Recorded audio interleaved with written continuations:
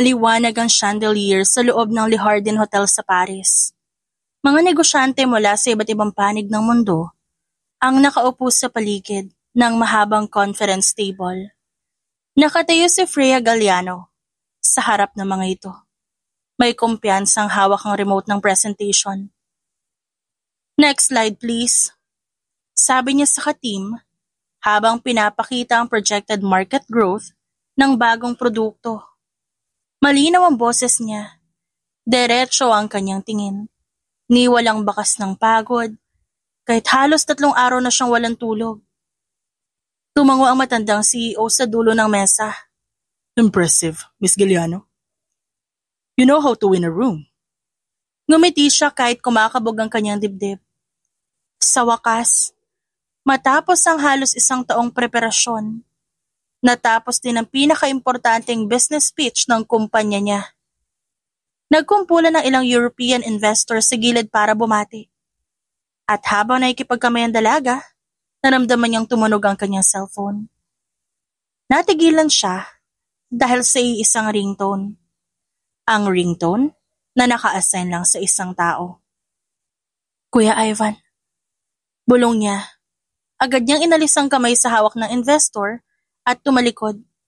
Sinagot niya ang tawag kaya mabilis na naglakad palabas ng conference hall. Kuya? Tanong niya pero hindi siya agad sinagot. Narinig niya ang pagsinghot sa kabilang linya ng kapatid. Nanginginig ang boses nito. Freya, kailangan mo umuwi. Agad siyang natigilan sa paglalakad. Tumahimik ang paligid. Kahit may tumatawid na waiter sa koridor. Ano ibig mong sabihin? Si Ate Clarice. Natagpuan siyang walang buhay. Bigla niyang naramdaman ang pagkabasag ng kanyang puso. Parang may humigop ng lahat ng hangin sa kanyang baga. At hindi agad siya nakapagsalita. Nanginginig ang kamay niya habang hawak ang cellphone. Tila umiikot ang paligid. What? No! That's not true, kuya. Huwag kang magbiro. Hindi ako nagbibiro, Freya. Nasa loob siya ng sasakyan niya. Sarado ang mga pinto. May sulat sa tabi niya. Hindi niya marinig ang sumunod na sinabi ni Ivan. Tila may umuugong sa kanyang tenga. At tuluyan niyang nabitawan ng bag na hawak. Nararamdaman niya ang panlalamig ng kanyang balat. Bigla na lang bumagsak ang tuhod niya sa malamig na sahig ng hallway. Agad naman na pinigilan ng receptionist ang paglapit sa kanya ng ibang tao. Miss, are you okay? Inilan ni Freya ang cellphone palapit sa tenga. Sino nagsabi na nagpakamatay siya? Ha? Garalgal na ang boses niya. Lahat. Sagot ni Ivan. Ang mga pulis, ang media, kahit sino man dad. Pero alam kong hindi ka maniniwala. Tumulo ang unang luha sa pisngi niya. Tumayo siya kahit pa nanginginig ang tuhod niya, pero pilit na pinipigilan ng pagbagsak. Hindi siya magpapakamatay, hindi siya ganon. Pinrotektahan niya ako. Pinangako kong babantayan ko din siya. Freya, umuwi ka na. Kailangan ka namin dito. She needs you. Hindi siya sumagot. Agad na pinatay niya ang tawag. Humugot siya ng malalim na hininga. Kahit parang mabigat ang kanyang dibdib. Hinanap niya ang pinakamalapit na hallway exit. Saka mabilis na lumabas doon. Bumungad sa kanya ang malamig na hangin ng Paris. Puno ng buhay ang paligid. Pero wala siyang naririnig. Kundi tibok ng kanyang puso na parang sasabog. Agad siyang pumara ng taxi. To Charles de Gaulle Airport. Please, make it fast. Oui, madam. Sagot ng driver. Habang tinatahak nila ang daan, muli niyang dinukot ang kanyang cellphone. Nanginginig ang kanyang daliri habang binubuksan ang flight app. Nag-book siya ng pinakamabilis na lipad pa Maynila. Hindi na siya tumingin sa presyo, ni hindi na siya nag-isip. Tumulo ulit ang luha sa mata niya. Pinunasan niya yon. Pero mas lalo lang dumagsa ang kanyang luha. Tinatakpan niya ang kanyang bibig para hindi mapahikbi. Bakit ngayon? Ba't habang wala ako? Bakit niya hinintay na umalis ako bago siya mamatay? Bakit? Pero hindi. Hindi niya matatanggap yun. Dumagsa sa alaala niya ang huling gabi bago siya lumipad patungong Paris. Niyakap siya ng kapatid na si Clarice. Mahigpit. Parang ayaw siya nitong pakawalan. Ingatan mo ang sarili mo, Freya. Huwag kang magtiwala sa lahat. Sabi ni Clarice noon. May bakas ng takot sa boses nito pero nakangiti pa rin ito. Ngayon, nagkibit-balikat na lang ang mundo sa pagkawala nito. Humigpit ang pagkakakapit niya sa strap ng kanyang bag. Hindi siya iiyak sa harap ng mga tao. Hindi siya susuko sa sakit. Hindi siya magpapakamatay. May pumatay sa kanya at hahanapin ko kung sino yun. Kahit umabot pa ako sa impyerno. Nanginginig na turan niya sa sarili. Pagdating niya sa airport, dire-diretso siya sa check-in. Hindi na siya nagsalita, ni hindi siya ngumiti. Tulad ng isang makina, naging sunod-sunod ang kilos niya. Nang sa wakas makapasok siya sa departure area, naupo siya sa waiting area. Dinukot niya ang litrato nilang dalawa. Isang selfie sa dagat. Nakangiti ang kapatid niyang yakap ang kanyang leeg. Sorry ate, hindi kita nabantayan. Napaluhod siya sa silya. Bago inipit niya ang mukha sa palad at doon siya tuluyang bumulusok sa iyak. Hindi niya inalintana kung may makakita. Hindi niya kayang pigilan ng sakit. Pero sa ilalim ng luha at kirot, may apoy na nagsimulang magliyab sa puso niya. Hindi ito matatapos sa luha niya. Hindi ito matatapos sa labi ng kapatid niya. Simula pa lang ito. Bumukas ang mabigat na pinto ng chapel. Umalingaw-ngaw ang tunog nito sa loob ng tahimik na silid. Dahan-dahang tumigil sa paglalakad si Freya sa tapat ng entrance.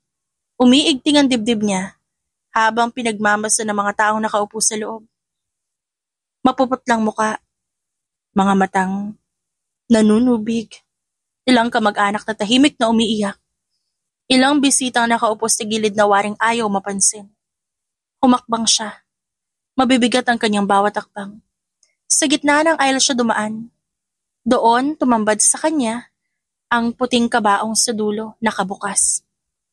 Parang bumulusok sa loob ng dibdib niya. Ang bigat ng katotohanang tinatanggihan pa rin ang isip niya. Luminga siya sa paligid. Walang nangahas na tumingin sa kanya. Walang nagbigay ng peking ngiti, ni walang lumapit. Para siyang multo na gumagalaw sa gitna ng may mga buhay. Sa unang pagkakataon, naramdaman niyang hindi siya kabilang. Pinagbasta niya ang bawat muka. Bawat muka ng kanilang mga magulang. Ang mukha ng kanilang kamag-anak, pati si Ethan. Nakaupo sa harap, seryoso ang muka. Nakayuko, halatang malungkot. Pero hindi siya naniniwala sa lungkot nilang lahat, lalo na kay Ethan. Napatingin siya sa lalaki, tuwid ang upo nito. Hawak ang rosaryo sa pagitan ng mga daliri. Pero wala sa mata nito ang sakit. Ni walang luha. Wala rin ang panginginig ng labi. Para lang itong nanonood ng palabas. Umigpit ang hawak ng dalaga sa bag niya. Napuno ng sakit ang lalamunan niya. Unti-unti at marahan na naglakad siya papalapit sa kabaong. Paglapit niya pa lang, bumungad sa kanya ang mukha ng kapatid niyang si Clarice. Maputla, payapa ang ekspresyon. Pero may halatang bakas ng pagod sa gilid ng mata. Hindi yun ang mukha ng isang taong sumuko. Hindi yun ang kapatid niyang lumalaban. Ate, mahina ang naging boses niya. Hindi siya humihikbi. Hindi rin siya sumisigaw. Pero, nanlalambot ang tuhod niya. Lumuhod siya sa tabi ng kabaong. Bago marahang hinaplos niya ang gilid nito, na tila ba nagbabaka sakali siya na baka magising ang taong nasa loob. Tinanong ko sa sarili ko, kung totoo ba to? Baka bangungot lang to pero hindi. Andito ka nga. Nasa loob ng kabaong. Hindi ka sumagot sa huling tawag ko. Hindi mo ako hinintay. Tumulo ang luha sa pisngi niya na agad niyang pinunasan. Pero sumunod agad ang panibagong patak ng luha. Hindi niya talaga yon mapigil. Hindi ako naniniwala sa sinabi nila. Hindi ko kayang paniwalaan. Alam kong hindi mo magagawa yun. Hindi mo iiwan ng ganun si mommy, si dad, ako. Napahawak siya sa gilid ng kabaong. Bago humigpit ang pagkakakapit niya dito. May gumawa sa'yo nito, ate. May kumuha ng buhay mo. Hindi ko alam kung paano pero babalik ta rin ko ang mundong to para malaman kung sino yon. Huminga siya ng malalim. Saka idinikit ang labi niya sa malamig na kahoy. I will uncover the truth. Bulong niya sa pagitan ng luhang umaagos. I swear to you, ate. Hindi ako hihinto hanggat hindi ko nakikita ang mukha ng demonyong kumuha sa'yo. Tumayo na siya ng diretsyo. Kahit nangangatog ang tuhod. Humarap siya sa buong chapel. Pero hindi siya nagsalita. Isa-isa niyang tinitigan ang bawat isa.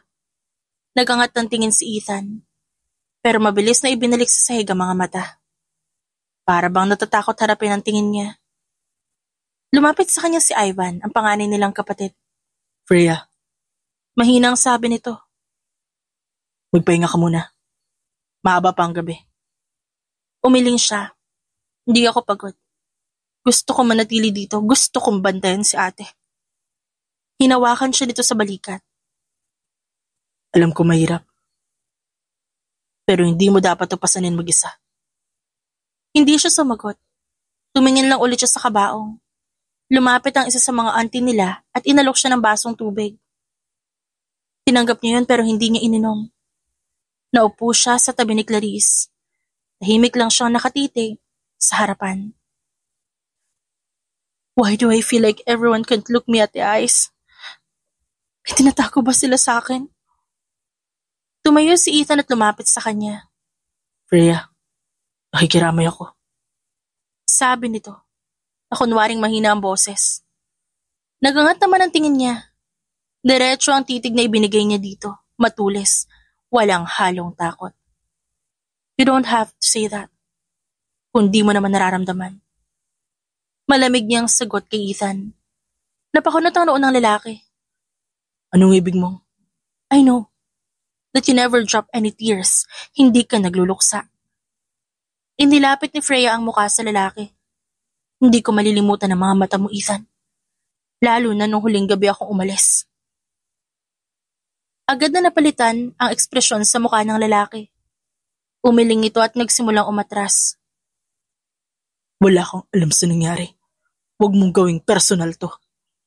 Well, you already made it personal when you asked her to marry you. Everything is personal. Mabilis naman na umatras ito at tumalikod. Ibinalik niya ang tingin sa kabaong bago pinikit ang mga mata. At sa loob-loob niya, inililista niya ang mga dapat niyang gawin. Kailangan niyang hanapin ang totoong sulat. Kailangan niyang malaman ang huling tawag na naganap at kung ano man ang natanggap ng kapatid niya bago ito nawala. Kailangan niyang buksan ang cellphone nito. Kailangan niyang alamin kung sino ang huling taong nakakita kay Clarice. Hindi siya babalik sa Paris. Hindi siya babalik sa trabaho. Hindi siya matatahimik hanggat hindi niya nalalaman na totoo. Hindi rin niya magagawang tumahimik lang kagaya ng mga tao sa loob ng chapel na ito ngayon. Habang nilalamon ng gabi ang paligid, nanatili pa ring dilat ang kanyang mga mata. Nagpapahinga na ang lahat pero nanatili lang ang kanyang tingin sa litrato ng kanyang kapatid. Iilang araw pa lang siyang nawala. Ginamit yun ang pagkakataon para tuluyang mawala sa kanya si Clarice. At kapag bumukas ng sikreto, dugo ang babagsak sa sahig. Mahigpit ang pagkakahawak ni Freya sa lumang kahon na nahanap niya mula sa cabinet ng kwarto ni Clarice. Makalat na ang kama. Nakakalat ang lumang sulat, diary at photo album. Basang-basa ng luha ang isang letter na hawak niya. Tumutulo ang luha niya sa papel na yon.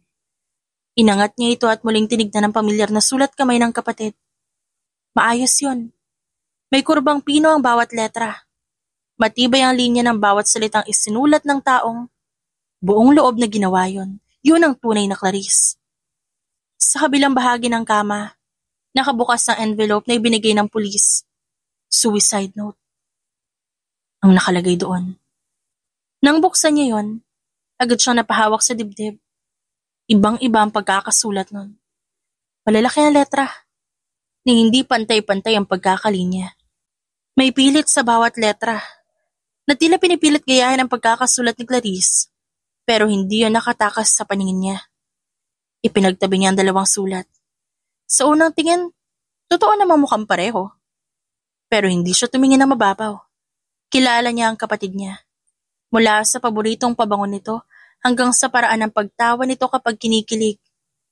Hindi pwedeng linlangin ng isang kapatid na totoong nagmamahal. It's fake. Walang sinulat si ate na ganito. Napaupo siya sa gilid ng kama. Kumakabog ang dibdib niya na parang sasabog na lang yun bigla. Sinuklay niya ang buhok gamit ang daliri. Pilit kinakalma ang sarili. Pero, hindi sumunod ang katawan niya.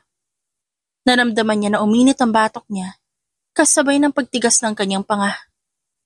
May nagkunwaring ito si Clarice. May gustong palabasing nag-suicide ito. Makalipas ang ilang oras, bumaba siya mula sa kwarto. Suot pa rin niya itim na bestida, pero wala na ang anyo ng lungkot sa kanyang muka. Nasa mata niya ngayon ang determinasyon. Pagdating niya sa ibaba, sinalubong siya ng malamig na katahimikan. Nagkakape si Ethan sa gilid ng kusina na mag-isa. Nakasuot ito ng long sleeves na itim na bahagyang gusot na.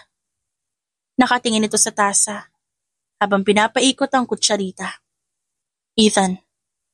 Tawag niya. Napatingin ng lalaki na ngayon ay kunot ang noo. Freya, okay ka lang ba?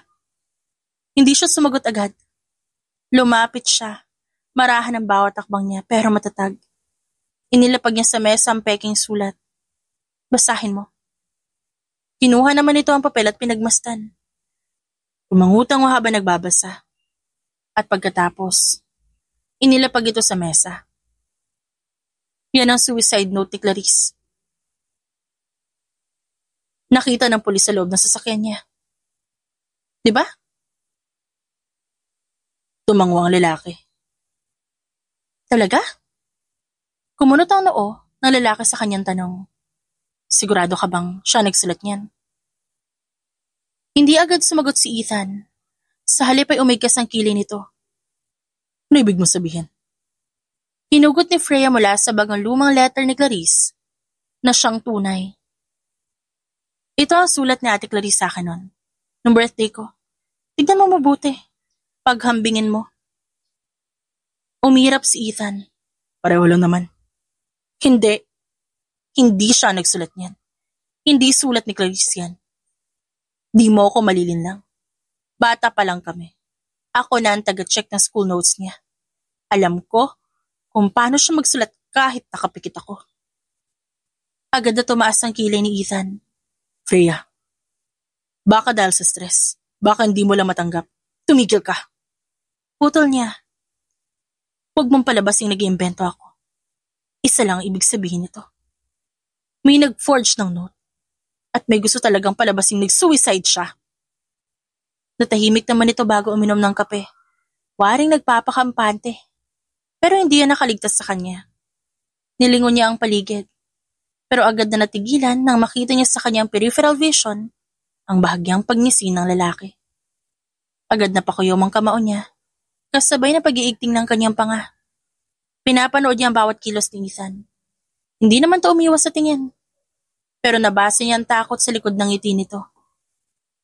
Di mo siya minahal. Mariin niya ang sambit. Napahinto naman ito. Nung pinagsasabi mo. I can't see the sadness in your eyes. You never look at her coffin. Nakaupo ka lang sa harap at nakayuko. You were just there to show your two-faced intention. Pero alam ko hindi ka nagluluksa. Alam ko, Ethan. Nararamdaman ko. Tumayo naman ito. Freya, ikaw na ang kailangan ng tulong. Hindi mo matanggap ang nangyari kaya kung sino-sino pinagdududahan mo. Isa ka sa una kong pinagdudahan. Mariin niya ang sagot. Alam mo kung bakit? Kasi ilang beses kong nakita si Clarice na umiiyak dahil sa'yo. Ilang beses ko siyang pinayuhan na iwan ka. Pero mahal ka niya. Kaya tinitiis ka niya hanggang sa dulo. Kung may problema man kami, hindi ibig sabihin na ako may kagagawa na nangyari sa kanya. Oh really? Ba't parang alam mo ang nangyari? Ba't parang alam mo nangyari ngayon at mangyayari yun? Huh? Matapang siyang lumapit. Bakit ang bilis mong tumanggap ng dahilan? Bakit hindi ka nagtaka? Bakit hindi ka naghanap ng sagot? Kasi may alam ka. Nanigas sa mukha ni Ethan. Bago pa ito napailing. Hindi makatingin sa kanya. Hindi na nito kailangan magsalita pa. Ang katawan nito mismo ang nagtaksil dito. Umiling siya at dinampot muli ang 2 sulat mula sa pagkakalapag niya. Hindi ako titigil. Hanggat di ko napapatunayan ang ginawa mo. You mess with the wrong sister. Alam mo yan noong una pa lang. At kahit sa impyerno tayo dalhin, hindi ako titigil, Ethan. You took her away from me. And I will surely take everything away from you. Hintayin mo lang. Mabilis siyang lumabas sa mansyon na mahigpit pa rin ang hawak niya sa bag. Naging mabilis ang kanyang paghinga. At sunod-sunod ang hakbang niya. She will start the fuel. Hindi siya titigil hanggat walang kasagutan ang lahat. At kung si Ethan nga ang may sala, siya mismo ang huhukay ng bangungot sa likod ng ngiti nito. Umaambon sa labas. Habang tinatahak ni Freya ang madilim na daan, papunta sa isang maliit na coffee shop sa may Antipolo. Nakasuot siya na itim na coat, mahigpit ang hawak sa cellphone. Sumisigaw ang puso niya sa kaba.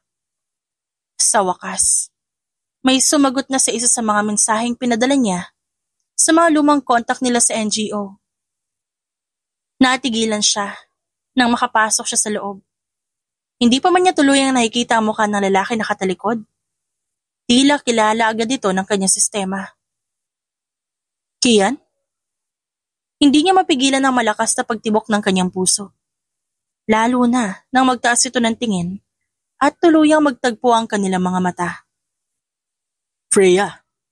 Sabi nito habang inaabot ang kamay niya. Kagaya noon, parehong-pareho pa rin ang pagragasa ng tibok ng kanyang puso. It's been so long. Ang lalaking ito lang naman ang nakasama niya noon sa orphanage. Ito ang naging protector niya. Ang lalaking palaging sumasalba sa kanya sa lahat. Ito rin ang naging sandalan niya. Bago pa siya ampunin ng pamilya Galliano, matibay na ang samahan nilang dalawa. Kaya nga noong tuluyan na siyang kinuha ng pamilya, labis na kumirot ang kanyang puso. Ngunit, ilang taon lang muli sila nagkita. Doon niya nalaman na inampon din ito ng mga iginagalang na pamilya. Ngunit kalaunan, muli na naman ito naglaho na parang bula. Ang tagal mo nawala. Sabi niya habang umuupo sa harap nito. Ganun talaga sa trabaho. Sagot naman ito. And I've been discovering a lot of things. Napangiti si Freya kahit konti. Pero bumalik ka. Well, yeah, I saw your name. Yun ang unang beses na may narinig akong balita tungkol sa'yo after so many years. Again, hindi ko yun pinalampas. I want to see you again. Lumamlam ang mga mata nito. Kaya naman napaiwas siya para pigilan ang emosyong namumuo sa kanyang puso. Kagaya noon, pareho pa rin ang nararamdaman niya. Na para bang pwede siyang maging mahina kapag nasa paligid ito. I lost my sister. Hindi siya makapagsalita ng maayos. Tila may malaking bagay na humaharang sa lalamunan niya. Inilatag niya sa mesa ang mga sulat ng ate niya. Hindi siya nagpakamatay. Alam kong hindi. Kilala ko ang ate ko. Naging seryoso naman ang mukha nito at kinuha ang mga papel. Naging mabilis ang mata nito habang sinusuri ang pagkakasulat. Pinagpatong pa nito ang mga yon bago pinagtabi. Tumango ito pagkatapos na ilang minuto. Ito? Tanong ni Kian habang tinuturo ang suicide note. This isn't the type of handwriting who's ready to end everything. Halatang ginaya lang to. Dahil sa sinabi nito tuluyang tumulo ang luha niya. Sila lang ang nagsasabing nag-suicide siya. Lahat sila agad naniwala. Parang gusto nilang tapusin ang kaso na wala man lang tanong. Marahang hinawakan ni Kian ang kamay niya. Bago yun marahang pinisil. Matalino ka pa rin gaya noon. Tama ang pakiramdam mo. Hindi to suicide. And I will help you uncover that. Nanigas ang katawan niya bago tumitig sa lalaki. Tutulungan mo ako? Everything for you. Mahinang sagot nito. Napapikit si Freya. Bago inilabas ang cellphone at ipinakita kay Kian ang mga litratong kuha niya mula sa cellphone ni Clarice. Ang mga huling mensahe, screenshots at voice notes. Sinimulan kong suriin yung messages niya. May isa siyang text sa contact na nakasave lang sa alias na T. Last message niya, may nalaman ako, hindi ko kayang itago. T, Ulit ni Kian. alam mo ba kung sino yan? Hindi pa. Pero may hinala ako. Posibleng si Tristan Go, ang business partner ni Ethan. Close sila ni Clarice nung una. Pero bigla silang nagkalayo. Pwede. Tugon nito. May pattern ng pag-iwas. Posible nga may nalaman si Clarice. Gusto kong malaman kung ano yun. Gusto kong hukayin lahat, Kian. Alam mo na ang dapat gawin. Sabi nito habang hinuhugot ang maliit na black notebook mula sa bulsa ng jacket. Uumpisa natin sa background ni Ethan. Hihingi ako ng tulong sa dati kong unit. May isa pa akong hacker na pwedeng kontakin. Thank you. Hindi ko alam kung saan ako magsisimula. Mabuti na lang nakita kita. Hindi ka nag-iisa. Sagot nito. Tumahimik ang paligid. Nananatili pa rin ang ulan sa labas, mas malakas na ngayon. Habang umuusok naman ang tasa ng kape sa harap nila. Pero mas mainit ang nag-aalab na galit sa dibdib niya. Titignan ko kung may makukuha akong impormasyon sa bank account si Ethan. Kung may palihim siyang galaw, lalabas yan sa galaw ng pera. May access ako sa business records nila. Nagtrabaho ako sa family company bilang finance officer. Makakahanap ako ng entry point. Saad naman niya. Tumango ito. Sakto. Gagamitin natin yan. But you should be very careful. Kung may pumatay man sa kapatid mo, hindi siya magdadalawang isip na ikaw ang isunod. I'm ready. Sagot niya. Kung ako ang kailangan niyang harapin, hindi ako aatras. Hey. Agad na nag-iwas siya dahil alam niya ang sasabihin nito. Ayoko na marinig yan, Kian.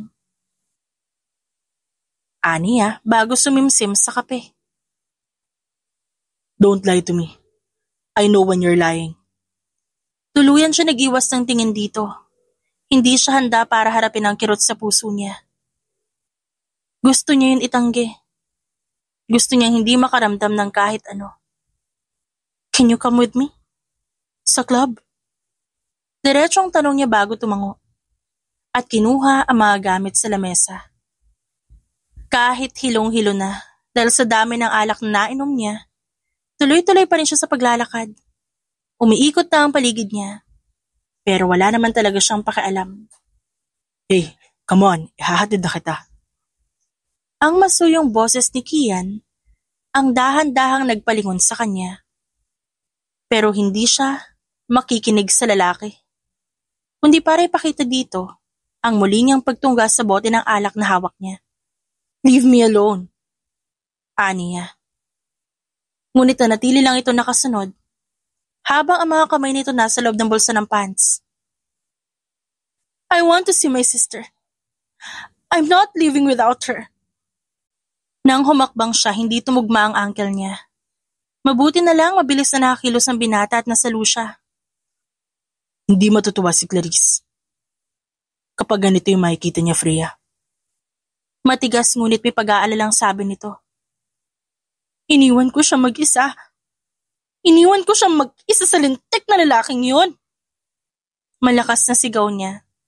Pilit na nagkukumawala sa maingat na pagkakahawak sa kanya ng lalaki. Should have known better. Dapat sinama ko na lang siya nung umalis ako. O kaya sana pinilit ko siyang sumama sa akin. Pinilit ko sana siya. Kinakain siya ng sakit. Hindi niya maipaliwanag ang klase ng sakit na pilit niyang itinatanggi. It's not your fault. No. Umiiling niyang sabi. Hindi niya napigilan ng mga luhang tuluyang umagos sa kanyang mga mata. Marahil, dahil na rin sa labis na kalasingan at sakit. Kasalanan ko ang lahat. Una pa lang, hindi na magaan yung loob ko sa lalaking yon. Una pa lang, dapat nagduda na ako. Dapat nung una pa lang pinigilan ko na siya. Should have tried harder. Sana mas pinilit ko siya kahit magalit siya sa akin. Agad na hinawakan ni Kian ang braso niya. Pilit siya nitong tinatapat sa mga mata nito. Listen to me. Look at me. You did your best. You tried every way. So stop blaming yourself, Rhea. It will hurt you. Papatayin ka ng sakit. Habang nakatingin sa mga mata nito, lalo siyang naiyak. Tuluyan na siyang bumigay at humagulhol. Kian, I don't know what to do. I missed her. I missed her so much. Kahit nahihilo, kitang-kita niya ang sakit na dumaan sa mga mata nito. Mabilis at maalaga siya nitong niyakap ng mahigpit. I know. Gusto kong ipaghiganti yung pagkamatay niya, kundi kaya ng mga pulis ako yung gagawa. Hindi naman sumagot ang binata. Naramdaman niya lang ang masuwi nitong paghagod sa kanyang likod. Then go plan your revenge. And I will be your backup. Hindi niya alam kung bakit, pero tila nabuhayan siya sa sinabi nito. I will always back you up no matter what. Hindi ko hahayaan na bumalik ka na naman sa madilim na parte ng buhay mo, Freya. You work so hard to stand this strong. I will protect your stand. I will always protect you. Tahimik ang gabi. Wala ni isang tao sa paligid ng impounding area.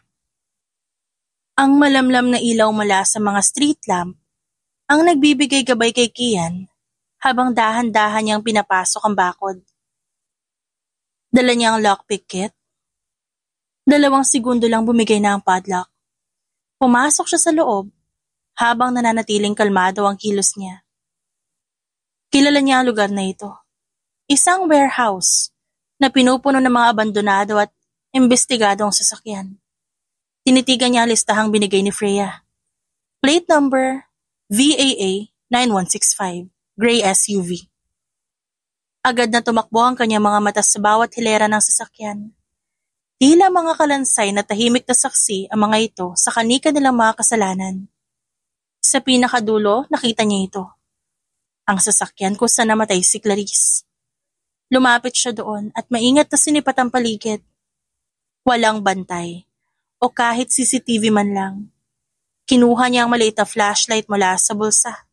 Bago niya binuksan ang pinto ng kotse. Umalingasaw ang amoy ng lumang dugo at alikabok. Clarice. Bulong niya. Umupo siya sa driver's seat bago niya maingat na hinimas ang manibela. Hinanap niya ang mga palatandaan. Mga gasgas, mga punit, o kahit mga kakaibang galaw. Napansin naman niya ang dashboard. May konting bitak ito sa ilalim. Parang may sinadyang itago. Sinubukan niyang kapain yun. May naramdaman siyang matigas na bagay. Nilabas niya ang maliit na kutsilyo mula sa kanyang bulsa bago maingat niyang pinukpok ang gilid ng bitak. Isang maliit na flash drive ang nalaglag. Clarice, ano tinatago mo dito? Mahinang tanong niya. Mabilis siyang umalis sa loob ng sasakyan. Dinala ang flash drive sa sasakyan niyang nakapark sa labas ng bakod. Agad niya isinalpak yun sa laptop na kanyang dala. Ilang segundo lang, lumitaw ang isang file na mukhang record. Pinindot niya agad ang play button. Hey, sis! My little sister Freya. Kung may nakahanap ng file na to, baka patay na ako. Natigil ang mundo ni Kian. Boses yun ni Clarice na malinaw ngunit halatang nangangatog. May sumusunod sa akin. Alam ko na ang totoo. Hindi siya ang inakala nating tao. Sinubukan ko sabihin kay Ethan pero siya rin. Napakuyom ang kamao ni Kian sa manibela. Ayoko na matakot. Pero hindi ko pwedeng iwan si Freya. Kailangan niyang malaman na totoo. May tinatagong sikreto ang pamilya ko. May iniimbak silang pera sa dummy foundations. Nagagamit nila ang business para sa dirty money. I tried to expose it. I think they found out. Tumigil ang boses, kasunod ng pag-ugong ng static. Pagkatapos ng ilang segundo, nagsalita ulit si Clarice, ngunit mas mahina na ang boses. Please, kung marinig mo to, o kahit sino sa inyo, sabihin niyo kay Freya, huwag siya maniwala sa kahit kanino. Kahit kanino sa kanila, pati si... Biglang naputol ang file. Fuck! Bulong ni Kian sa mariing paraan. Naramdaman niya na tumulo ang malamig na pawis sa sentido. Kinuha niya agad ang phone bago niya tinawagan si Freya. Sumagot ito sa ikatlong ring. Kian? I have something. A flash drive. Nag-iwan naman sa'yo si Clarice. Nakatago sa sasakyan niya. Natahimik si Freya sa kabilang linya. Buhay siya nang tinago niya yun? Oo. Takot na takot ang boses niya. Tinatawag ka niya. Ang tinutukoy niya si Ethan. May binanggit din siyang secret fund Dummy Foundation's pera. Oh my God! Tama ako? May pumatay sa kanya? Oo. At sinubukan niya magsalita. Gusto niya iligtas ka. Naging maingay ang background ni Freya. Tila may binagsak itong gamit. Dali mo sa akin ng flash drive. Hindi pa ngayon. Kailangan nating kopyahin mo na to. Ibaon natin sa cloud. Dahil kung sakali na mawala ang kopya, wala na tayong magiging alas. Pupuntahan kita. Gusto ko marinig ang boses niya. Gusto ko marinig yung huling sandali. Kahit masakit. Okay. But be careful, okay? Hindi na ako hihinto, Kian. Ibibigay ko sa kanya yung hustisyang kailangan niya. Kilala ng binata si Freya, simula bata pa lang sila. Tila magmula na magmulat ng ulirat niya sa mundo, ito na agad ang nakilala niyang tao na naging komportable siya. Alam niya sa sarili na lubos na pinahahalagahan nito ang lahat ng taong malapit sa puso nito. Alam niyang hindi titigil ang dalaga. Umaga pa lang humarap na agad si Freya sa laptop. Binuksan niya ang files na iniwan ng kapatid sa shared cloud drive nila. Mula nang bumalik siya sa bansa, hindi siya tumigil sa paghahanap ng sagot. Sa mga dokumento ng huling business merger ni Clarice, nakita niya agad ang kakaiba. Hinila niya ang financial summary at pinagsama ang kumpanya, ang Go at Galliano Ventures. Sa papel ay maayos ang mga numero, pero alam niya kung paano magtago ng kalokohan sa likod ng linya ng accounting. Pinag-aralan niya ang bawat column, bawat entry, bawat checking lumabas. May 3 halagang hindi tumugma sa original na proposal ni Clarice. Tumayo siya bago kinuha ang isang brown envelope mula sa drawer. Nasa loob ang printout ng presentation materials ng kapatid bago ito namatay. Tumugma ang logo, tumugma ang mga pangalan ng board members, pero may isang linya sa spreadsheet na tumindig ang balahibo niya. Marketing expansion, 8 million. Disbursement undocumented. Walang approval to. Bulong niya. Pinuntahan niya ang susunod na dokumento, ang log sheet ng mga transaction. Nakita niya ang mismong pirma ni Clarice. O mas tamang sabihing peking pirma. Agad niyang hinanap ang lumang kopya ng sulat kamay ng kapatid niya at pinagtabi niya ito. At lalo siyang nanlamig. Masyado itong malinis. Hindi ito ang natural na sulat ni Clarice. Walang puwersa. Walang likot, walang emosyon. Pinalitan nila to? Mariing sabi niya. Kinuha niya ang cellphone na tinawagan si Kian. Saglit lang, sumagot ito agad. Freya? May nahanap ako.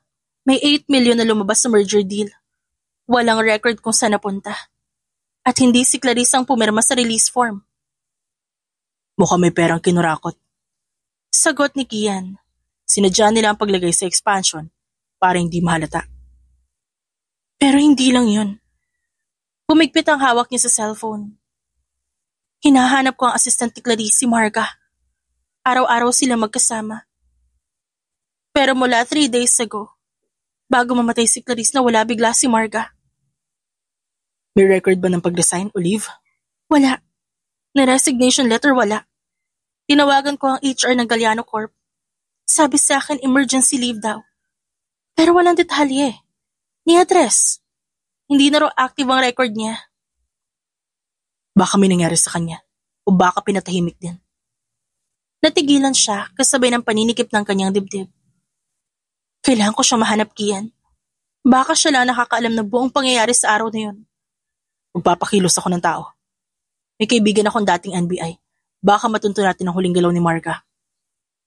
Umiling naman siya kahit hindi siya nakikita ni Kian. Hindi ako maghihintay, ako mismo ang maghahanap sa kanya. Agad na pinatay niya ang tawag. Tinungo niya ang lumang planner ng kapatid. Doon palagi nagsusulat si Clarice ng daily schedule. Binuklat niya ang pahina 3 araw bago ang insidente. 10 a.m. Meeting with Marga. 2 p.m. lunch with Ethan. 5 p.m. visit to Trexton Cafe, BGC. Trexton Cafe. Bulong niya. Baka may nakakita sa kanila doon. Sinugod agad ni Freya ang cafe. Naroon pa rin to, nasa 2nd floor ng isang high-rise building sa BGC. Tahimik ang lugar, maraming professionals. Nakaupo doon at naka-headphones. Agad namang nilapitan niya ang barista. Hi, sorry, may hinahanap ako na tao. Nandito ba si Clarice Galliano noong huling Tuesday ng buwan? Nagkibit balikat ang lalaki. Hindi ko po maalala, ma'am. Pero pwede mo itanong sa manager. Hindi naman siya nagdalawang isip. Agad niyang pinatawag ang manager. Miss Galliano? Tanong nito na medyo gulat. Tumango naman siya. Yes, I'm a sister of Clarice. Saad niya, pilit ginagawang kaswalang boses. Pinilit niya ring umiti. I'm here because I have to ask something. May huli ba kayong CCTV ng huling linggo ng buwan?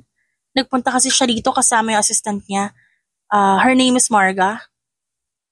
Wait lang po. Kinuha ng manager ang tablet. Binuksan ng surveillance archive. Ipinakita agad dito sa kanya ang footage. Sa screen nakita niya si Clarice. Masaya mukha nito pero halatang pagod. May kasama itong babae sa tabi, si Marga. Nag-order ang mga ito ng kape. Bago tumuloy sa dulong mesa, ilang minuto may dumating na lalaki. Nakasuot ito ng itim at sunglasses kahit nasa loob. Teka, i-pause mo. Pinalaki ng manager ang mukha ng lalaki. Hindi niya ito kilala. Pero may kakaibang tensyon sa katawan ni Clarice nang dumating ito. Lumapit ang lalaki at umupo. Bago nito tinignan si Marga. Ilang minuto lang bigla itong tumayo. Iniwan sina Clarice at Marga. Pagkalipas ng 10 minuto tumayo na rin si Marga. Hindi nito nilingon si Clarice at tuloy-tuloy lang itong lumabas. Yan ang huling record namin sa kanya. Di na sila bumalik. Nagpasalamat naman siya dito. Pero sa loob-loob niya, ramdam niyang may nagtulak kay Marga para tumakbo. Alam nitong may pagbabanta doon. Bumalik siya ng sasakyan. Bago siya napatitig sa lumang planner, hinimas niya ang pangalan ni Marga. Buhay ka pa. At kailangan kita. Kung naririnig mo ako kahit saan, makakaasa kang hahanapin kita at ilalabas ko ang totoo. Hindi ko hahayaan na lamunin ang kasinungalingan ng pangalan ng kapatid ko. Hating gabi na makarating si Freya sa condominium ng kapatid. Tahimik ang hallway. Tila natutulog ang buong gusali. Pinindot niya ang huling code na ginagamit ni Clarice. Ang araw na inampon siya ng pamilya Galliano. Nag-click ang pinto at bumukas yun sa isang malamig na katahimikan. Pumasok siya. Tahimik ang bawat akbang. Walang nagbago sa unit. Nasa parehong lugar pa rin ang mga libro. Ang gitara ni Clarice at ang bulaklak na lalantana sa may lamisita. Pero ramdam niya ang bigat ng paligid.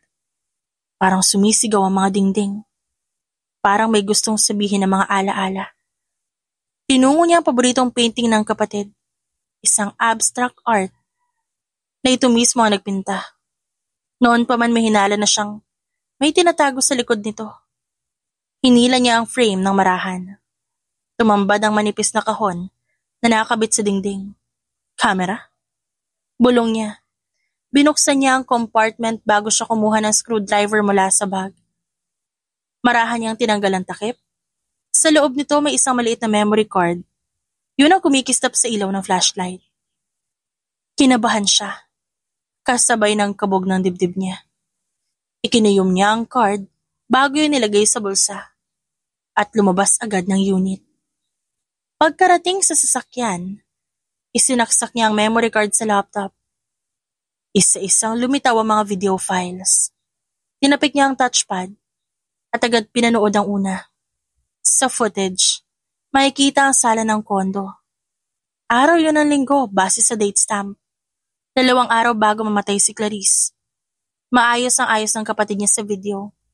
Nakasuot ng puting blouse, hawak ang tasa ng kape. Natahimik habang nakatitig sa pintuan. Ilang minuto lang biglang bumukas ang pinto. Pumasok si Ethan na marahas ang kilos. Agad itong lumapit kay Clarice at agad nagtaas ng boses. Ano tong nalaman ko sa merger, ha? Bakit ka nagtatanong sa board? Sigaw ng lalaki. Tumayo naman ang kapatid niya at bahagyang umatras palayo. May nakita ako mali. Dapat mo nga napaliwanag sa akin, Ethan. Nagkakalat ka ng gulo? Gusto mo ako ipahiya? Halos isubsob ni Ethan ang mukha nito kay Clarice. Hindi kita pinapahiya. Gusto ko lang ng malinaw na sagot. Tumigil ka na sa kakahanap ng sagot. Sigaw ni Ethan. Baka hindi mo kayanin kapag nalaman mo ang buong katotohanan. Tumalili si Freya sa pagkakaupo. Humigpit ang pagkuyom niya sa kamao habang pinapanood ang mukha ni Ethan. Wala itong bahid ng paggalang sa kapatid niya ni hindi ito umupo o huminahon man lang. Nakita niya ang mga mata ng kapatid. Namamaga ang mga ito bago tumulo ang luha habang sinasabi nitong, "Pinagkakatiwalaan kita, Ethan, pero sinira mo yon." Pinagkatiwalaan mo akong maging asawa mo. Pero ngayon, ininsulto mo ako? Galit na sigaw ni Ethan. Umalis ka na. Bulong ni Clarice. Hindi agad kumilos ang lalaki. Tumingin ito sa paligid na tila may hinahanap. Tumitig si Freya sa screen.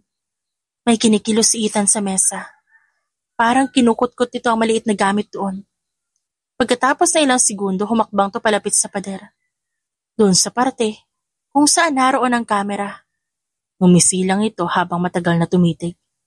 Parang alam nitong may nanonood. Inaangat ito ang kamay bago kumindat. Dahil doon, biglang nag-blackout ang screen. Putang ina! Alam niyang may kamera? Galit niyang saad. Bago binuksan ang susunod na video. Wala nang visual. Puro itim na yon. Pero may naririnig pa ring audio. Clarice, wag mo akong tadyakan! Sigaw ni Ethan. Layuan mo ko? Umalis ka sa bahay ko. Umiiyak na sigaw ng kapatid niya. Masyado ka matapang ngayon? Gusto mong makialam? Sige, malapit mo nang malaman ang kabayaran niyan. Nagsimula ng mas masakit na pag-iyak ni Clarice. Paulit-ulit itong sinabing, "Tulungan mo ako, please. Tulungan mo ako, please." Pagkatapos ng ilang segundo, pinutol ang audio. Dahil sa narinig, hindi niya mapigilang mapaiyak. Tumulo ang luha sa kanyang pisngi bago binunot ang card mula sa laptop. Pinisil niya yun sa palad. Hindi niya kailangan ng buong footage. Sapat na ang narinig niya. Sapat na ang nakita niya. Agad niyang tinawagan si Kian. Freya. May nakuha ako. May camera sa kondo ni Clarice. Nahuli doon si Ethan. Sinikawan niya yung kapatid ko. Tinatakot niya. May video? Yes, pero putol ang feed. Pinutol niya. Alam niyang may camera. Gusto kong makita yung mukha niya sa korte, Kian. Pero bago yun, gusto ko matauhan siya. Nasaan ka? Paparating na ako sa inyo. Isinuksok niya ang flash drive sa lalagyan. Pinatay niya ang laptop. Bago niya punasan ang luha. Habang ini-start ang kotse. Isang pangalan ang paulit-ulit sa isip niya. Ethan. Isinumpa niya sa sarili. Hindi na ito tatagal sa impyernong ginawa nito. Mainit ang araw, pero mas mainit ang dugo ni Freya. Habang tinatahak ang daan, papunta sa private cafe sa Makati. Inayos niya ang blouse, habang pinapanatili ang tikas ng postura. Hindi niya kaya magpakita ng pag-aalinlangan. Sa harap niya ngayon, isa sa mga susi sa katotohanan, si Bianca Imperial, ang kilalang socialite at ex-girlfriend ni Ethan. Naabutan niya naka-cross-leg si Bianca sa labas. May hawak na wine glass, naka-designer shades, parang wala itong pakialam sa mundo. Pero nang lumapit siya, agad na ibinaba nito ang shades bago umangat ang isang kilay. Well, look who decided to crawl out of the morning. Nito na may kasamang ngisi. Hindi siya ngumiti. Hindi ako nandito para makapagplastikan. Tumaas ang kilay nito. So ano? Drama? Sampalan? Yun ang gusto mo, ha? Umupo siya sa harap nito bago ito titigan ng diretsyo. Alam ko nakita mo pa si Ethan habang engaged na siya kay Clarice. Napailing ito. pero hindi agad sumagot. Inikot lang nito ang wine sa baso. You have quite the imagination. Kilala ko ang itsura ng isang babaeng ginamit. At ikaw, Bianca, ginamit ka niya hanggang ngayon. Dinadala mo pa rin yung galit. Napahagal pa kita ng tawa. Oh, sweetheart, don't project. Ikaw ang ginamit niya. Ang kapatid mo din. Hindi ako ang tanga sa kwentong to. I am not projecting. I am warning you. Tell me everything. You will be safe. Protect him? Then let's see how I can destroy you in just a flick of my finger. Natigil ito sa pagtawa at tumingin sa kanya. Nang makita nito na seryoso siya, nagbago ang ekspresyon nito. Natahimik ito ng ilang segundo bago dumaan ang waiter, pero itinaboy ni Bianca ito. Lumapit naman siya dito. Ano ba talaga ang balak ni Ethan nun? Nabitawan ng babae ang baso. Binasag ng pagkakahulog ang katahimikan. Napatayo ang waiter pero tinaas ni Bianca ang kamay. Wag, I'll handle it. Napakapit ang babae sa mesa. Kitang-kita niya ang nanginginig na daliri nito. Alam mo bang pinaniwala niya akong iiwanan niya ang kapatid mo? Araw-araw niyang sinasabi sa akin na ako ang mahal niya. Na ginagamit lang niya si Clarice para makuha ang assets nito. Kumirot ang dibdib niya. What do you mean by that? Tumulong ako sa kanya. Ako ang nagsimula ng ilang koneksyon sa mga investors. May utang sa akin si Ethan. Pero na makuha niya ang merger, tinapon niya ako na para akong isang basura. Sinong investors ang tinutukoy mo? Si Mendoza. At isang foreigner na taga Singapore. Inilagay ni Ethan ang pangalan ni Clarice bilang mukha ng deal. Pero siya ang totoong nagtulak ng lahat. Tinanggal niya ang assistant ng kapatid mo kasi ayaw nitong pumirma sa ilang dokumento. Takot na takot yung tao. Tapos bigla na lang nawala. Nakita mo bang sinaktan niya si Clarice? Umiling si Bianca. Hindi. Pero isang gabi nagkita kami sa isang hotel. Hindi niya alam na alam kong kasama niya si Clarice nung araw na yon. Puno ng kalmot ang braso. May pasasa pa nga. Nagalit ako, pero tumawa lang siya. Sinabi niyang, mahirap makisama sa babaeng masyadong matalino. Sa kanya ako tinawanan. Sa mga oras na yun, pinipigil niya na ang luha. Nanginginig ang kamay niya sa ilalim ng mesa. Bakit hindi mo agad sinabi? Ba't kayo pagtatanggol ang babaeng pumalit sa akin? Tumayo ito. Pero ngayon, nakita ko yung mukha mo. At alam ko kung gaano kasakit mawalan ng taong mahal mo dahil lang sa isang demonyo. Hinugot ito ang isang envelope mula sa bag. Inilapag ito yon sa lamesa. Mga resibo yan, emails, screenshots, kunin mo na. Ikaw na ang bahalang sumira sa kanya. Dahan-dahan niyang kinuha yon. Thank you. Don't thank me. Bumawi ka para sa kapatid mo. At kung may natitira pang puso si Ethan, durugin mo. Umalis na ang babae nang hindi lumilingon. Naiwan siya doon. Hawak ang envelope na parang dinamita. Tumayo siya. Mahigpit ang pagkakahawak sa mga ebidensya. Naramdaman niyang muli ang pagliyab ng galit. Mas malakas at mas malinaw. Lumabas siya ng cafe bago tumawag kay Kian. I have the evidence. You sure? Sigurado ako. At kung hindi pa sapat to, huhukayin ko pa lahat ng bangkay sa ilalim ng pangalan ni Ethan. Hindi na ako titigil, Kian. Tahimik lang si Kian sa kabilang linya. Pagkatapos ng ilang segundo, nagsalita ito. Then let's start this. Sa loob na envelope naroon ang pagbagsak ni Ethan. Naroon ang paghihiganti ni Clarice. At sa mga kamay ni Freya, hawak niya ang katarungan. Mabilis ang tibok ng puso ni Freya habang binubuksan niya ang lumang kahon na iniabot na matandang kasambahay na si Aling Rosa. Nasa ilalim to ng lumang aparador sa kwarto ng yumaong kapatid niya. Tinignan niya si Aling Rosa na puno ng kaba ang mukha nito. Ito po iyon, Ma'am Freya. Mahinang sabi ng matanda. Nakita kong sinusunog ni Sir Ethan, pero hindi ko pa pinayagang tuluyang maglaho. Dahan-dahan niyang hinugot ang nadarang na papel mula sa loob ng plastic folder. Bahagyang natupok ang mga gilid, pero malinaw pa rin ang teksto sa gitna. Agad nanlaki ang kanyang mga mata bago tumayo ang balahibo niya habang binabasa ang nakasaad.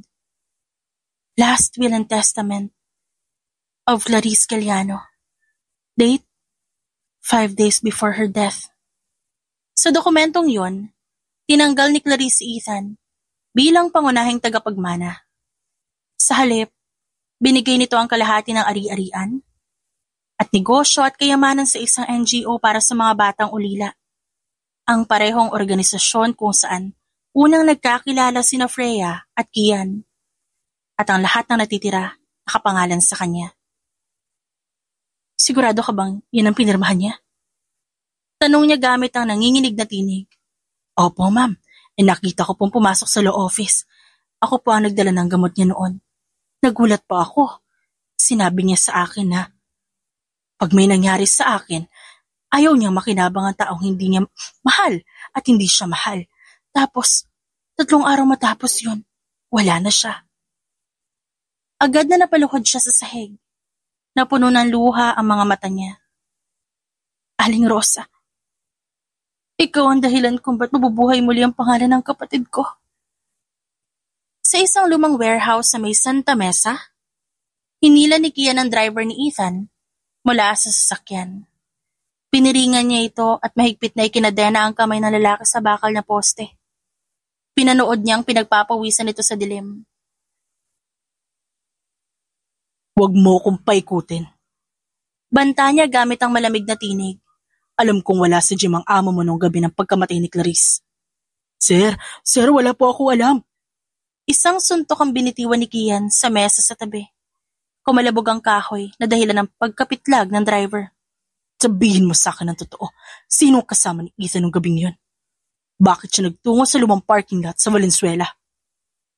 Nanginginig na ang buong katawan nito. Sir, please, papatayin niya ako pag nalaman niya nagsalita ako. Dalawa lang ang pagpipilian mo. Siya ang papatay sa'yo o ako. Pero ang last chance, mabubulok ka sa kulungan. O mas gusto mong maisama sa kaso ng pagpatay? Hindi ako kasali. Sumunod lang ako sa utos. Utos ni Ethan? Natahimik naman ang lalaki. Kinagat nito ang labi. Pero hindi na ito nakatagal. Tuluyang bubigay ang takot nito.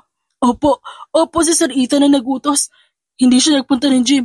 Dumiretso kami sa abandonadong parking lot sa may North Harbor. May inabot siya envelope sa isang lalaki tapos pinirmahan nila yung ilang dokumento. Ano itsura ng lalaking yan? May tattoo na ahas sa leeg, tas foreigner yung kasama niya. Accent mukhang Singaporean. Napakuyom ng kamao si Kian. Sino nag-utos na sunugin ang Last Will and Testament? Hindi ko po narinig lahat pero may pinapaayos siya na papel. Gusto niya daw siya lang yung makinabang. At wag daw hayaan makarating kay Freya na yun ang ginawa niya. Tinitigan ni Kian ang driver. Tinignan niya ito ng matagal. Alam mong may kasalanan ka rin. Pero kung gusto mo mabawasan ang parusa mo, kumanta ka. Sabihin mo lahat. Tumango ang driver na nanginginig. Sasama ako sa inyo. Basta wag niyo ako ibalik sa kanila. Madilim ang kwarto. Habang nakadisplay sa malaking screen, ang maputik na kalsada malapit sa abandonadong lote. Sa tabi ng footage, nakasync ang timeline ng mga tawag at GPS tracking na nakuha ni Kian. Tahimik si Freya habang pinapanood ang galaw ng oras. Tila bawat segundo ay kutsilyong pumuputol sa lumang sugat. Dito siya dumaan. Sabi ni Kian habang tinuturo ang footage mula sa dashcam ng sasakyan ng kapatid. Tingnan mo to, 11:43 p.m. Huminto siya sa lugar na yan. Pero ayon sa log ni Ethan, nasa gym siya hanggang alas 12. Pero wala siyang gym footage.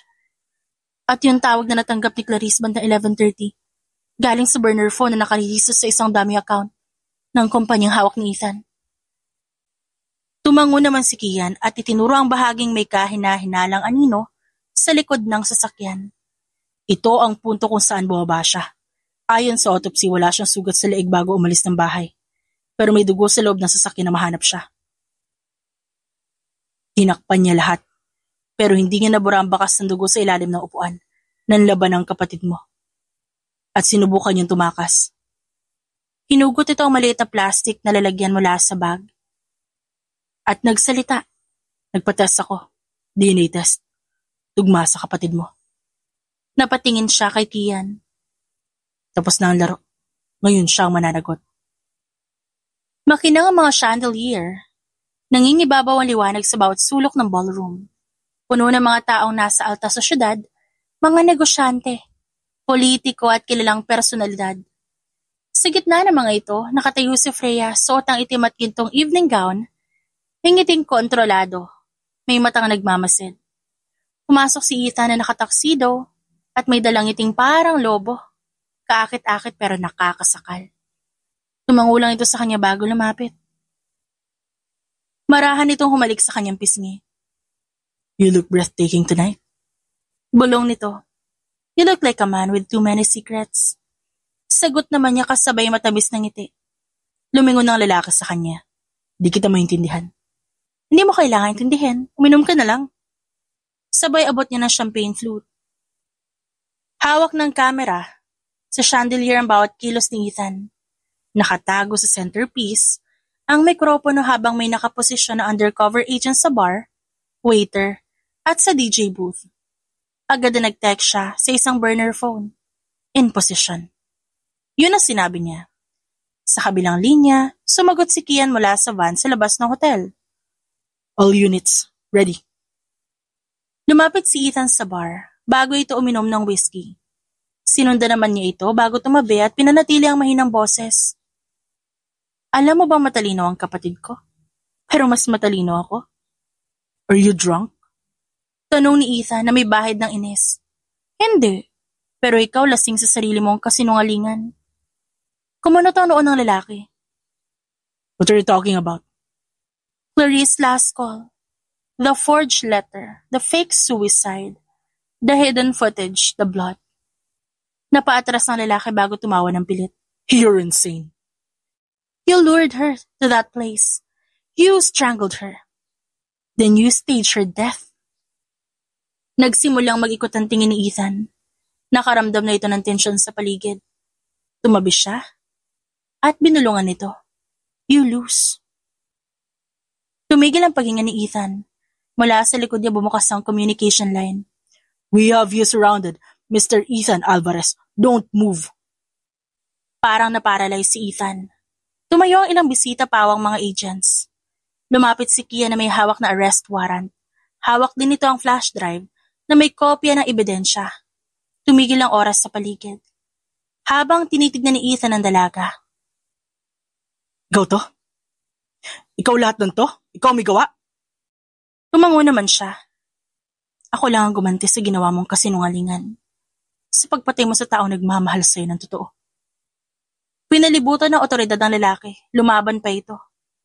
Pero agad ding idinapa ni Kia na dahilan ng pagtalsik ng whiskey glass na nabasag sa sahig. May karapatan ka manahimik. Anumang sasabihin mo maaaring gamitin laban sa'yo. Okay. Oo, ako.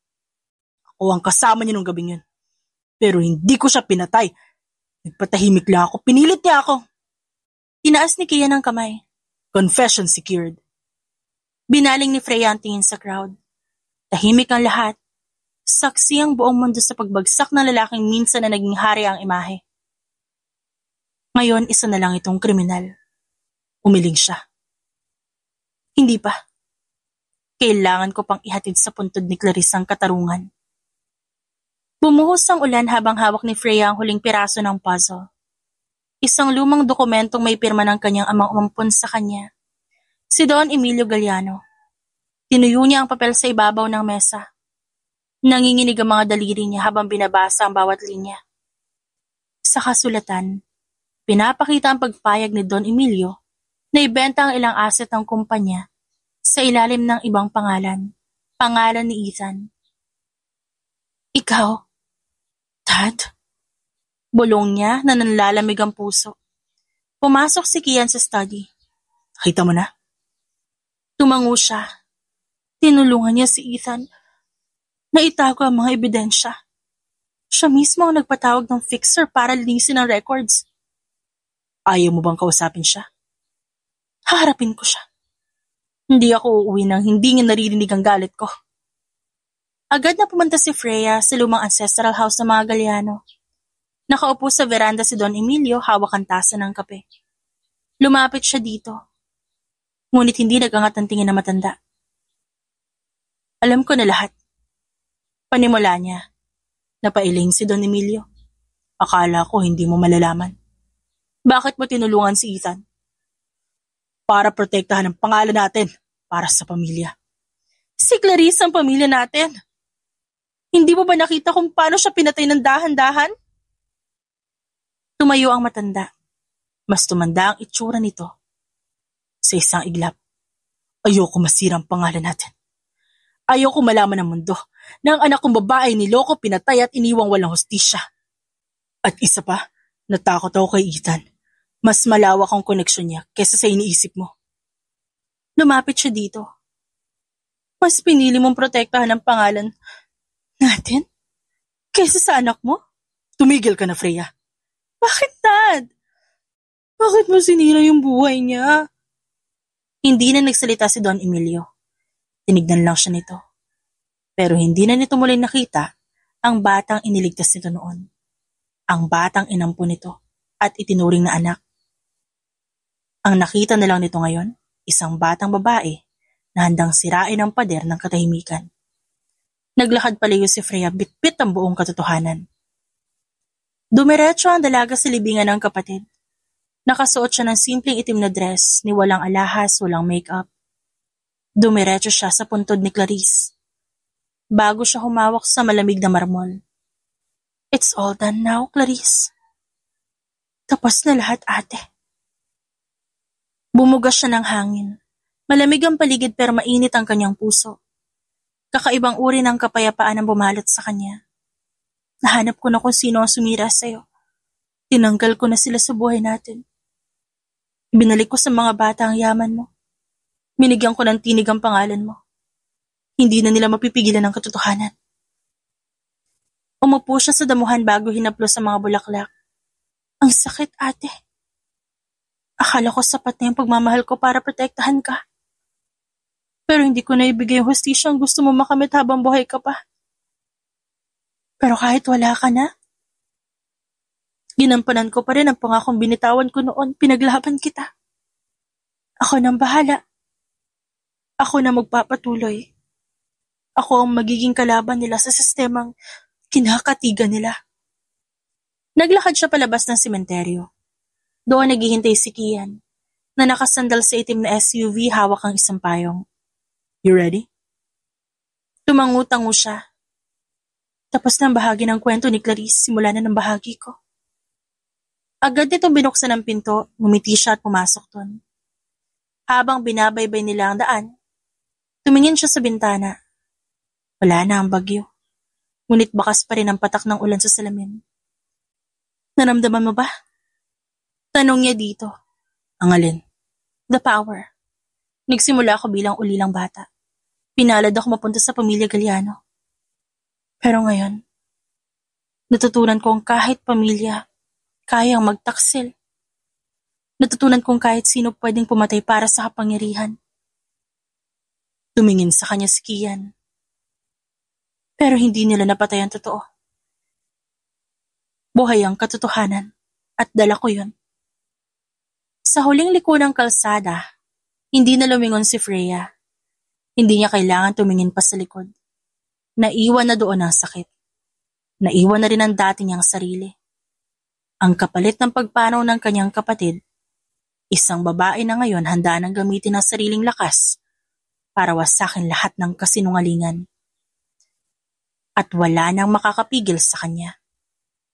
Tumigil ang itim na SUV sa harap ng ospital. Maaga pa pero tirik na ang araw. Lumabas si Freya suot ang puting maternity dress at flat shoes.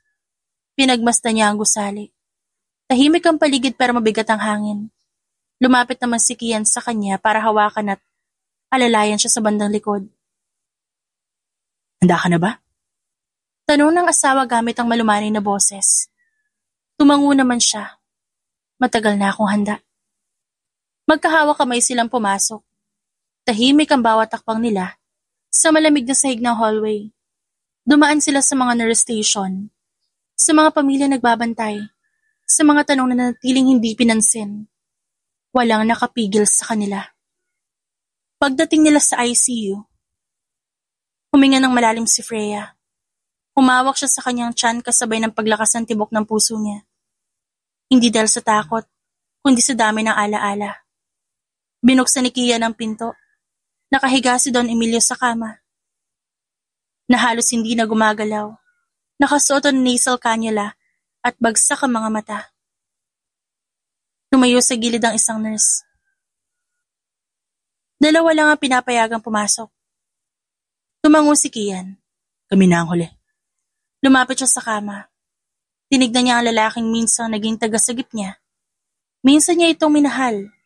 Minsan din niyang pinatawad. Pero ngayon, ibang uri ng damdamin ng namayani. Katahimikan.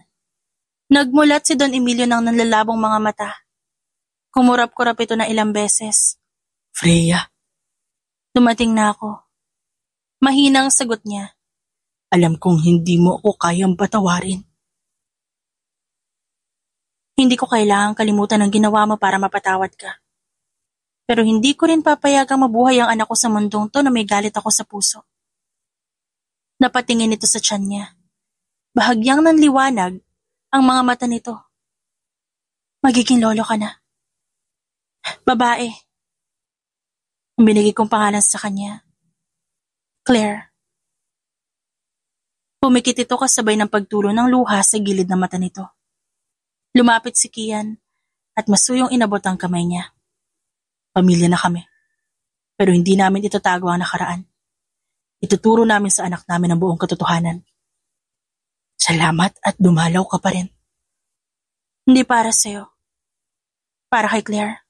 Para sa anak ko. Humigpit ang hawak ni Kian sa kanya. Alam ni Freya kung ano ibig sabihin ng katahimikang yun. Paninindigan, paggalang at pagprotekta. Wala na akong hihilingin pa. Gusto ko lang malaman mo. Kahit nagkamali ako, minahal ko kayo. Tumingin si Freya dito. Walang luhas sa mata niya pero mabigat ang dibdib niya. Alam ko. Pero alam nating lahat na hindi sapat ang pagmamahal na yun. Kung walang paninindigan mula sa'yo. Bumagsak ang mga mata ni Don Emilio. Umikot ang makina ng heart monitor. Umiilaw ang green line. Buhay pa ito pero tanaw niya na ang wakas. Lumapit ang nurse. Kailangan pa po ba kayo? Sa wakas umiling siya. Tapos na ang parte ko sa buhay niya. Paglabas nila ng ospital, sinalubong sila ng malamig na simoy ng hangin. Iniangat ni Kian ang coat nito at binalot siya. Di ko akalaing makikita ko ang araw na to. Pero kailangan ko itong harapin. Hindi ko kayang ipasa sa anak natin ang galit. Tumangutango si Kian. Hindi ka katulad nila. Dahil may kasama na ako ngayon. Salamat. Dahil pinili mo ako samahan kahit delikado. Kahit walang kasiguraduhan. Ngumiti ng matamis si Kian. Alam kong kaya mo mag-isa. Pero hindi ko na kaya manood lang. Humawak si Freya sa kanyang tiyan. Nagsimula sa kamatayan ng laban kong ito. Pero ngayon buhay na ang dala ko. At hindi lang dahil gusto ko makaganti. Gusto ko magtayo ng bagong mundo para sa anak natin. Inilapit ni Kian ang noo sa kanya. Kaya mong gawin yan. Dahil hindi ka sumuko. At dahil hindi mo rin ako iniwan. Pag-uwi nila sa bahay, sinalubong sila ng mga batang naglalaro. Isa sa mga batang yun ang tinutulungan ng foundation na itinatag ni Clarice. Pinalawak niya ni Freya, pinalakas gamit ang kayamanan na binalik niya sa tunay nitong layunin. Miss Freya! Miss Freya! Sigaw ng isa. Ngumiti siya. Mag-isa ka lang dito? Hindi po. Si Ate Liza po nandun. O sige mag-ingat kayo ah. Pumasok sila sa loob ng bahay. Naka-display sa sala ang larawan ni Clarice at nakangiti ito. Umupo si Freya sa sofa. Humiga siya kay Kian bago marahang hinaplos ang tiyan. Nararamdaman mo na ba siya? Oo. Parang may lakas siya kagaya mo. Napangiti si Freya. Sana, hindi niya kailangan pagdaanan ng sakit na pinagdaanan ko. Pero kung kailangan man, gusto kong alam niyang kaya niyang tumayo. Gusto kong ituro sa kanya kung paano lumaban. Hindi sa pamamagitan ng galit kundi ng tapang. Pumikit si Kian. At habang lumalaki siya, nandito lang ako. Hawak ko ang likod mo at hawak mo siya. Hindi na nagsalita si Freya. Nakapikit siya habang hinahaplos ng lumalaki niyang tiyan. Sa wakas, hindi lang laban ang ginawa niya. Nakaahon na rin siya. At sa katahimikang yon, isang bagong yugto ang nagsimula. Hindi bilang isang ampon, hindi bilang isang babaeng naghihigante, kundi bilang isang ina, kasama si Kian. The end. It's shoutout time!